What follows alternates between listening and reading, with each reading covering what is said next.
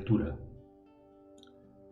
Jo no hi entenc, però em sembla que hi ha d'haver un cert tipus de neurosi caracteritzada precisament per la por actual. I dic que deu tractar-se d'una neurosi, d'un complex o cosa per l'estil, perquè, en realitat, el fet no pot admetre cap altra explicació.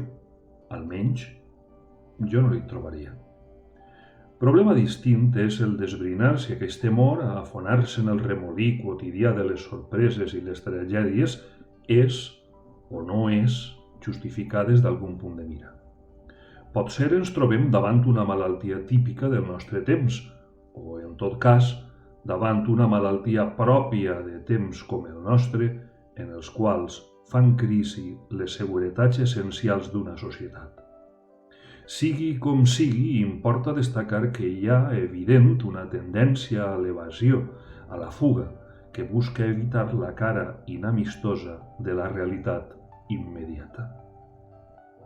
Així, s'esdevé, per exemple, amb les lectures. S'esdevé igualment en d'altre ordre de coses, en tots, però m'interessa considerar ara només les lectures. Abunda la gent, i entre aquella que solem anomenar culta, que defuig el contacte amb els llibres recents.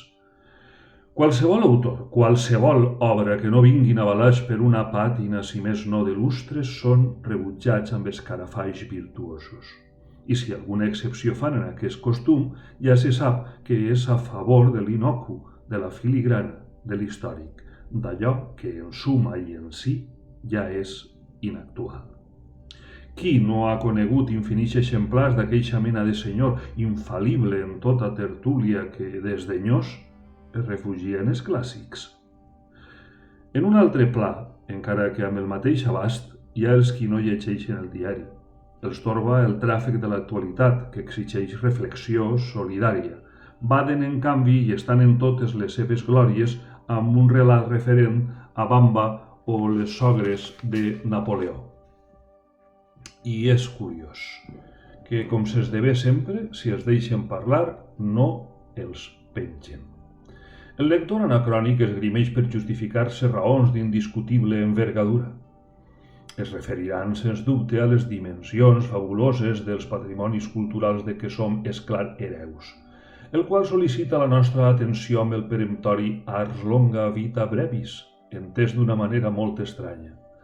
Ens diran encara que la comprensió exacta de l'actual només pot aconseguir-se a través de la comprensió prèvia del passat.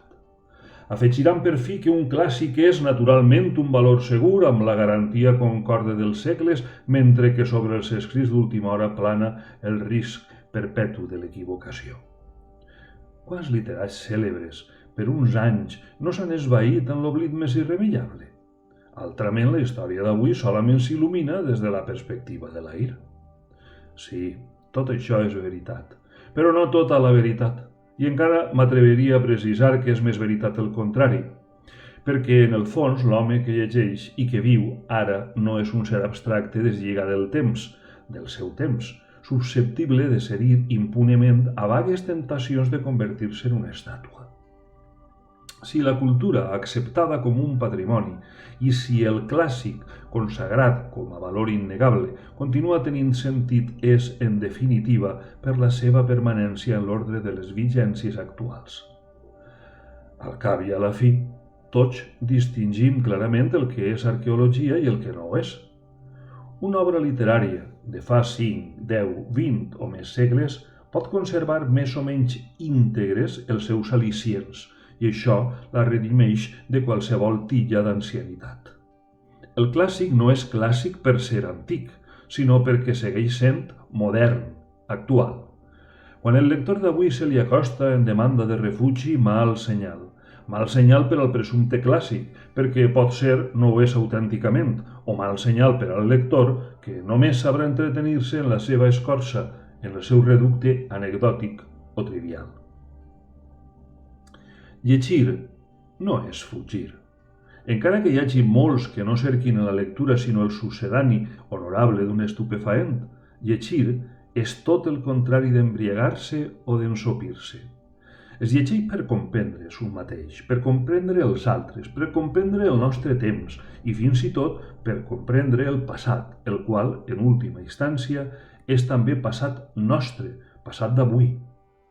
Acudim a l'obra literària a la recerca de noves o millors dades, d'opinions, de coratge, respecte al món que ens envolta, respecte al món de què som part.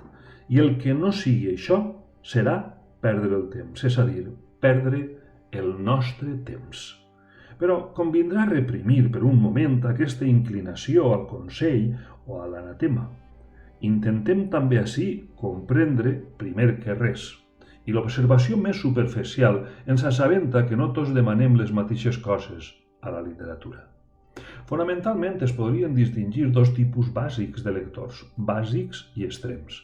El que busca en el llibre de creació és clar, poesia, conte, novel·la, un viatge al món de les grans fantasies humanes, i el que pretén, a través d'ell i a través de l'escriptor, acostar-se a un enteniment més subtil i net del món que l'envolta.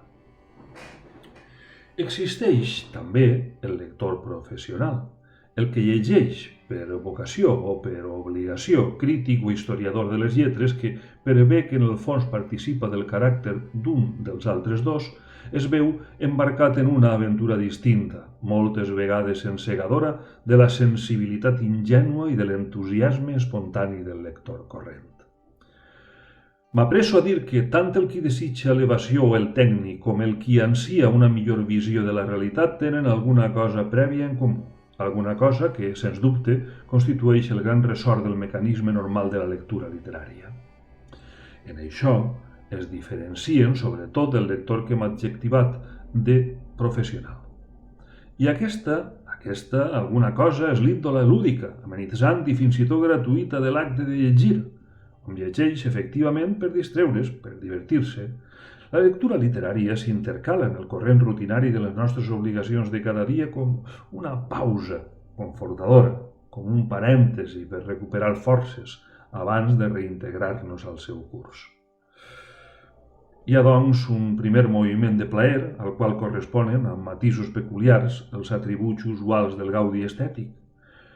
Però la literatura s'aparta en aquest aspecte de les anomenades belles arts, en posseir sempre un contingut lògic, si se'm permet el terme que empro amb tota reserva, i una referència constant a l'esdeveniment humà en la seva cara més explícita.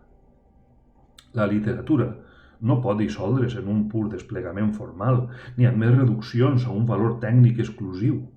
La música, diuen, és un art abstracte, una arquitectura de sons. Les obres plàstiques poden, així mateix i sense gaire violència del seu sentit essencial, desprendre's de tota significació.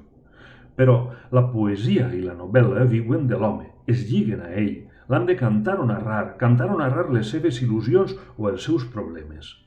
Per tant, el lector, a l'hora que s'enfronta amb el fenomen estètic en si, s'embolica i es compromet amb el fragment d'humanitat que el llibre li ofereix. És en aquest punt que entra en joc el sistema de preferències al·ludit per fer la distinció inicial. Perquè, donat que la lectura és un solàs, el vici impune de l'arbor, cada lector l'orientarà segons les seves necessitats morals o psicològiques. Els uns, i torno a la simplificació, tractaran de trobar en la literatura un suplement de somni, els altres un suplement de vida. Uns voldran escapar amb el llibre de la urgència dolorosa amb què els assalta la vida. D'altres li demanaran un contacte més ampli amb l'amargor inevitable, voraç i temptadora d'aquesta mateixa vida. Convé, però, fer encara un altre aclariment. Tots dos tipus de lectors, al meu veure, pel sol fet de ser-ho, de ser lectors, ja suposen una distància entre ells i la vida. L'home que viu intensament o que es pensa que viu intensament, no sent el desig de llegir. Teòricament, l'home vital no en sentirà més que qualsevol animal, una vaca, sa. Ell seria l'animal sa. Però aquest home no existeix. L'home és sempre un animal malalt i quan no busca remei o calmant en la lectura, el trobarà en d'altres recursos que solem qualificar d'embrutidors, l'alcohol, el cinema o el que sigui. De tota manera, per paradoxal que sembli, el suplement de somni i el suplement de vida, adés esmentats, no es corresponen amb els respectius mancaments. Seria natural que l'home de realitats acudís com a lector als llibres d'evasió i que l'home abstret o poruc de la realitat anés als llibres que li donessin notícia. Però, per regla general, la compensació no es dona en aquest punt. Veiem, en canvi, que cada lector pretén prolongar en la lectura el fil de les seves preocupacions habituals. El qui té por a la vida del carrer segueix tenint-ne a la mateixa vida en els llibres. Les repugnàncies no es resignen a desaparèixer perquè el seu objecte es presenti sota espècie literària.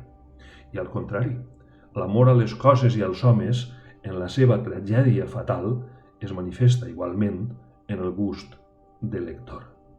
Al capdavall, llegir és seguir vivint i cadascú ho fa a la seva manera.